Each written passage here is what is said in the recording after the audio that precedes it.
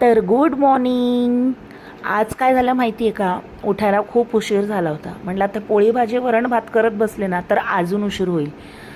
त्यामुळे मग म्हटलं की पीठ तर ऑलरेडी माझ्याकडे मळलेलं होतं आणि मग चपात्या करायला घेतल्या आधी. आणि चपात्या काही जास्त नव्हत्या कारण मी ब्रेकफास्टसाठी पराठे करणार होते. मेथीचे पराठे आज करायचे होते, मग ते करून घेतले आणि म्हटलं आता भाजी काय करावी, म्हणून मग अशा प्रकारे तुम्ही बघताय मस्त मी जशी आपण नॉर्मल भाज्यांना फोडणी देतो तशी फोडणी दिली. थोडीशी अर्धी वाटी त्यामध्ये डाळ घातली. एक 2 ते 3 मिनिट फक्त परतून घेतली, शिजवलेली नाही डाळ, फक्त स्वच्छ धुवून घेतली आहे 2-3 पाण्याने. त्यानंतर मी झाकण लावून ठेवलं. त्यानंतर बारीक चिरलेले पालक घातले त्यामध्ये आणि परत 2 ते 3 मिनिट वेट केलं आणि त्यामध्ये कोमट पाणी घातलं आणि अशा प्रकारे रेडी झालं आहे आपलं डाळ पालक. तर आजच्या टिफिनमध्ये आहे चपात्या, थोडासा भात आणि आत्ता केलेला डाळ पालक. तर तुम्हाला आजची रेसिपी कशी वाटली मला